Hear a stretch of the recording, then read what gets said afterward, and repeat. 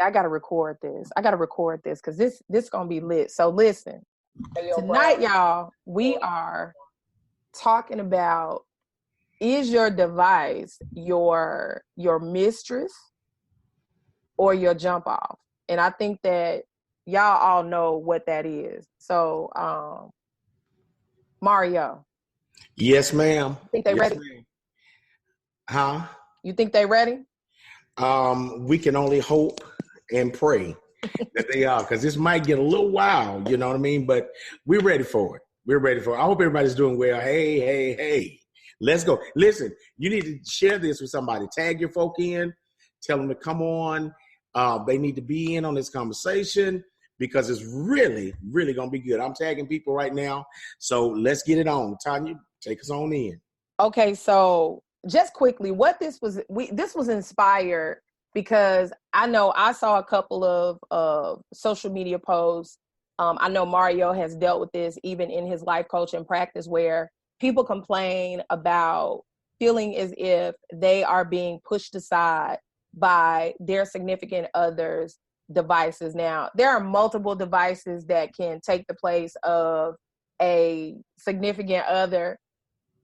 We're going to try to just talk about cell phones. I know some of you guys at least reached out to me through the DM or text messages asking about other devices. And this is real perspective. So, we have a grown folks conversation. But originally, when we thought about this topic, it's because people were saying that they felt disconnected from their spouse. They felt disconnected from their children. Even people that are dating, they feel disconnected because they're on dates and their person that they're dating, they are now sitting on their phone or checking social media or checking in or doing all these sorts of things. So we thought about what's happened to dating, and Mario, I'm gonna put him out there because he posed the question. He said, it's almost like that's the mistress or that's the jump off. I mean, you'd rather be doing that or spending time doing that than spending time with the person right in front of you. So that's how we developed the show. And that's really how we're shaping the conversation tonight, because we want to talk about those things that are preventing people from having quality relationships. So Mario, I'm going to pitch it to you. I know you still tagging people and inviting people. Because I'm trying to get some people in this thing, okay? Yeah, I want to bring you in though to just talk about it from a little bit from an intro from the perspective that you see even in your life coaching business, because you have seen the effects of it. And so I want to sort of bring that into the conversation right now so that we can kind of move forward into the meat and potatoes of everything. Gotcha. So we talked about this. Latanya and I have a myriad of conversations, but we find out a lot of things through people that contact us. And one of the things, I think this was birthed out of someone asking the question, they said this was a real incident. They were in intimate relations and their significant other's phone rang. And while they were in the middle of that, he answers the phone. It was his mom, and he continued the conversation. Okay. And her question was, am I wrong to be upset about that? Or what are the limits? So then Latanya and I started thinking about that. Like, we see a lot of that. I see a whole lot of it, and I've seen the effects of it. So we're talking about, the addiction to the cell phone. All of us can go to a restaurant right now. Some of you may be guilty of it. You may have experienced it while you've been out, even not just with a significant other, but a friend. And basically everybody's head is down like we're doing now, tagging people. People are searching Instagram and on Facebook and Snapchat and all that kind of stuff. I've seen married couples. I've seen dating couples. The kids are sitting at the table and everybody's on their device and nobody's really talking anymore. And so we thought about it and we said, in the case of relationships, is the phone replacing the real relationship? Because I've seen couples that are sitting next to each other. They may be cuddling or whatever, but they're on their devices. So we have to ask the question, is that alienating you from being affectionate with your significant other? Yeah. Do you ever feel neglected? Do you feel like you got to fight? Do you have to, fight for their attention because they're always on the device? It could be PlayStation. It could be Xbox. That's still a device. And you're having to compete for the affection, because it's almost like they come in the door, they're doing, you stop at a traffic light, you got to honk on the horn because everybody's immediately getting on their phones. And so now we're asking the question, how do you feel about that? Tonight, some of you may be saying, yeah, you know what? I feel the same way. Or maybe you have to ask yourself tonight, do I do that? Yeah. Do that? Do you feel offended when they ask you to put your phone down and talk to them? Are you offended? That's when you know you got a problem. You know what I mean? When you get offended because they're saying, yo, I'm right here. Like, talk to me. And you feel like, okay, I'm gonna put my phone down, but you're anxious. Like somebody, one of my clients told me one day, if my baby asked me to put my phone down, very honestly, I feel anxious. I feel very anxious. Like, wow, that's deep. Anxiety? Because you can't have your phone. Absolutely. I feel anxious and I feel, watch this. This was the word she used. I feel like he's imposing on me because I want to see what's on my phone. You know what I mean? So we want to talk to you guys about that and just kind of see where you are. Have you experienced that? What is your attitude toward that? I know for me, like one of the things I noticed, like I can be hanging out with friends and we can be having dinner.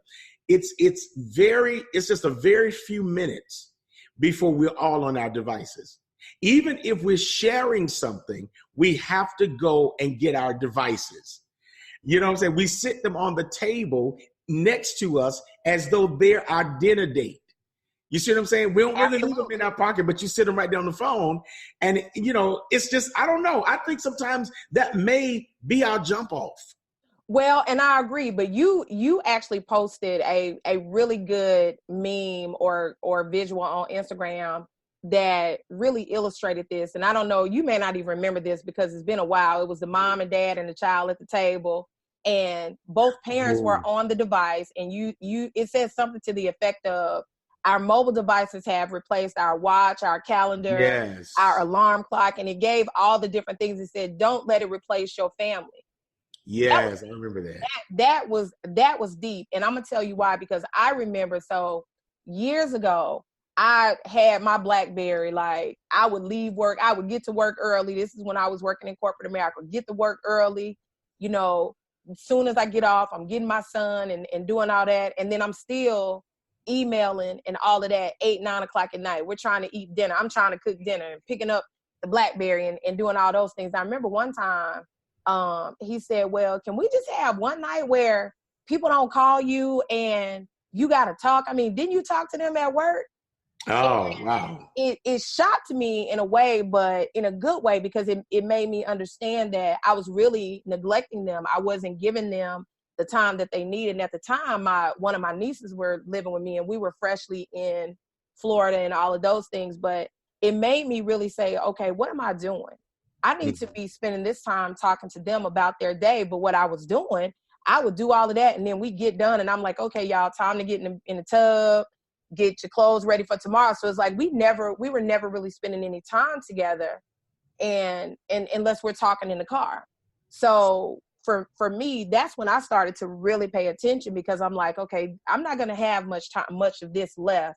So I need to really pay attention. So I started implementing boundaries with my clients and boundaries with my coworkers, saying, look, I leave this place at X time. You get an hour after that to call me. I'm going to respond. After that, that phone is going to be turned off because that's my family time. But I don't think if that had never happened, I probably wouldn't have even thought that it was a problem. So you had, like, this is what we do. Right. But so in other words, there was a defining moment for you to hear that from someone you loved, you cared about, that say, yo, I want all of your attention right now. They've had you all day. I need you right now. But you know what? The thing about it too, and I think we need to make this this point, is not just young people. Yeah. Because I was at Cracker Barrel the other day. I ain't young. No, I was at Cracker Barrel the other day, and it would, it'd be some old people in Cracker Barrel, right? Some of our seniors will be there in Cracker Barrel. I looked at seniors sitting there on their phones too. It's not just like young people. It's like people in their 60s and 70s that are absolutely on their phones, not talking. There's no conversation. And I wonder if we're losing the art of conversing now.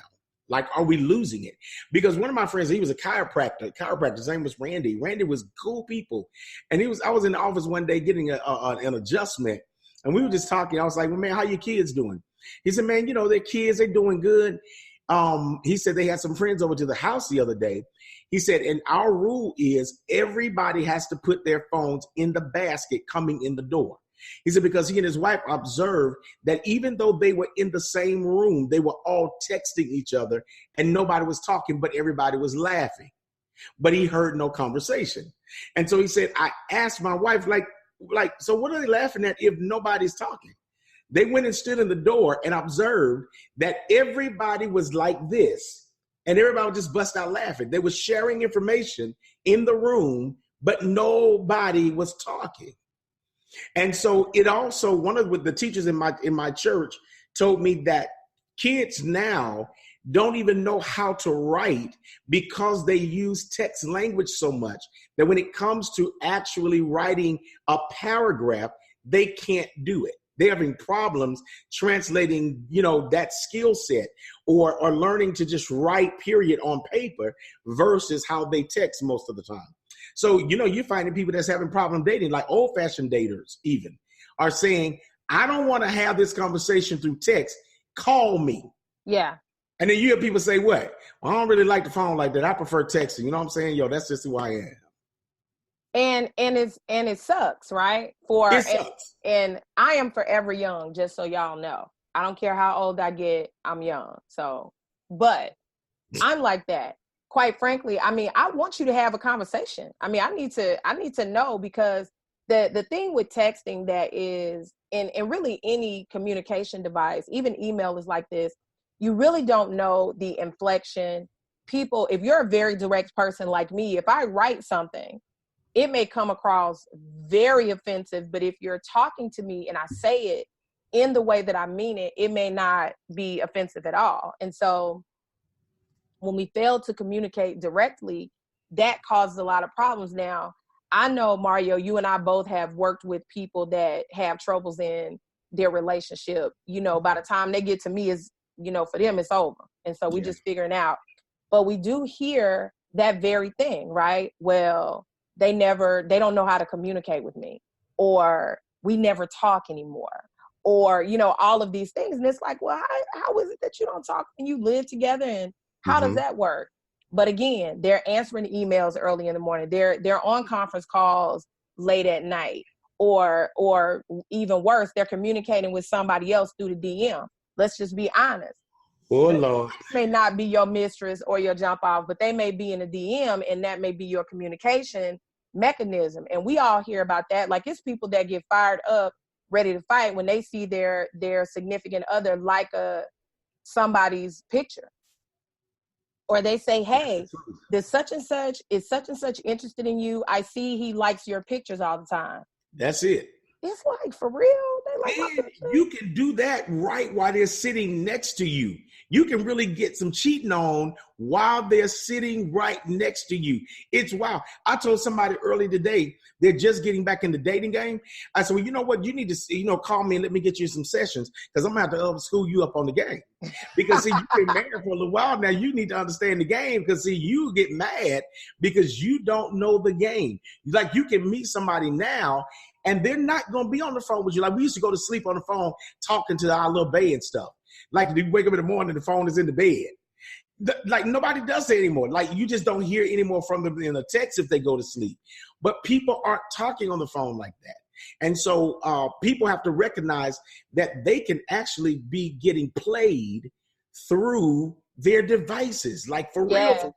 And it's not just the jump off, it's the jump off and the other jump off and the other jump off. And the con. And I know we're going to talk about that. Now you got the con game. That's right? true. That it's totally changed phases. We all have heard, and it's interesting because everyone says, oh my gosh, like, how does that happen? Trust me when I tell you, I've dealt with it. I've had clients that have been swindled through different type of mechanisms because they were in, not chat rooms anymore, but now they are now social media groups, right? Mm-hmm. The new school social media groups, they are the old school chat rooms, right? We're all connected based on one thing. your intentions may be pure, the other person's intentions not so pure. And so you